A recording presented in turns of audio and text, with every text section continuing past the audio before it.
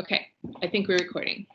All right, so just real quickly, we're coming out of the industrialization and the urbanization of the Gilded Age. We've been talking a lot about the social problems, the things that were going on with society and the things that needed to change. Then we go into the progressive era, where you have these new progressives that want the government to take more of an active role in like helping people, giving people a bigger voice in their government, stopping corruption, working with food and drugs so that they're safe for consumers. So we had that whole unit.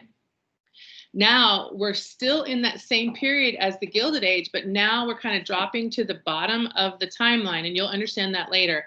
But now we're talking about the wars and the conflicts that we're having with people outside of our country. So like social stuff is internal, but now we're talking about outside. All right, so the biggest reason, so we have all this industrialization, we have all these factories, and that's going to lead to the next big step, which is expansionism. Now, expansionism is a word that's going to be on your assignment today. So listen closely. It's very simple. It's when a country, or in this case, United States, starts wanting to expand its influence, expand its, not necessarily its borders per se, but it starts expanding its range of influence, right? It starts looking out past its borders into other places in the world. Now, there's two big reasons why we do that. Please listen, this is very important. And it makes perfect sense when you think about it. The two big reasons America started to expand during this time period had everything to do with industrialization and the Gilded Age. We were looking for new markets. That means we had all of these goods that we were trying to sell to other countries. And so we're going out and we're seeking new people to sell our goods to so we can make more money. So that was the first one, new markets. And the second one is new resources. So factories require natural resources. Industrialization requires natural resources.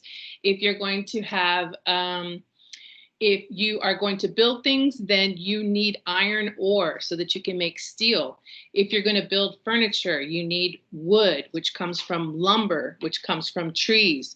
So natural resources are a significant part of industrial growth. So guess what we did?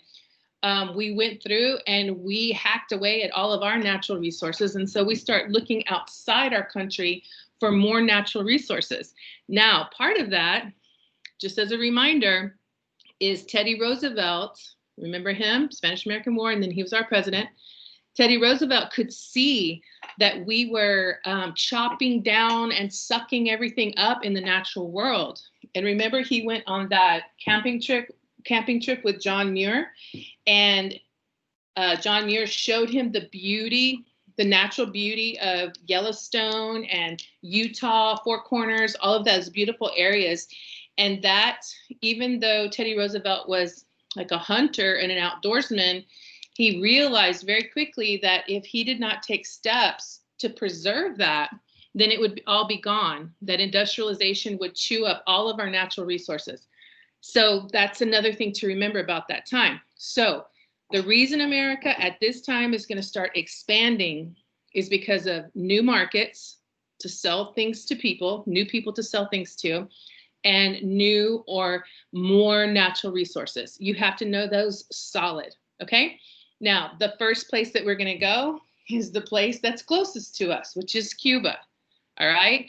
Cuba was a colony of Spain, and we're talking about the Spanish-American War. It was a war, obviously, between America and Cuba.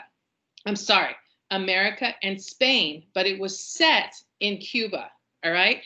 There were lots of reasons why, and I just talked about two, why we would set our sights for that little, on that little island right there. Throughout many years, Cuba was used as a plantations for sugar. Sugar was lucrative. It was a great cash crop. Sugar is only grown for cash. You know, you can't really, it is made, if you run out of distilleries, then you can't eat sugarcane. It's only used to make money, right? So the Spanish had been there for many years. They had been very brutal to the people of Spain. I'm sorry, the people of Cuba. And so just so think about our plantations, our history with the word plantations and the way that slaves were treated in our country, very similar to the way the natives were treated in Cuba by the Spanish. And some things are going to start happening. Mainly, we increase the tariff on sugar in our own country. So a tariff is a charge that is a tax that we charge countries who want to sell goods in our country. So if we charge them to come into our country, then it means that that eats into their profits. And so sugar that was coming in from Spain through Cuba, we increased the tariff on that. And when we did that, Spain made less money. So guess what they did? They brutalized the Cubans even more.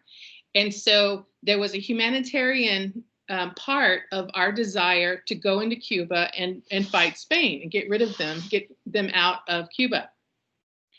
There were industrialists and there were wealthy people in America who pushed for war and who wanted war. And so we had people who were like, hey, we were a country, we were a set of colonies. We threw out the king because he was not giving us any representation and he was being imperialistic, trying to build an empire. So we declared ourselves all men are created equal.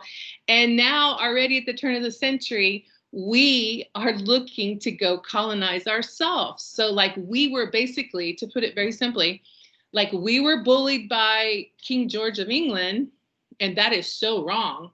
And then we got wealthy and we got powerful, and now we are being the bullies to Cuba and other places. And so there was people in America who didn't want that, but the wealthy investors, the industrialists, the big businessmen definitely wanted to get their hands on what Cuba had, which was the sugar. Okay. Two other aspects. Yellow journalism at the time was this like sensational writing that was meant to sell papers. Today we would call it fake news.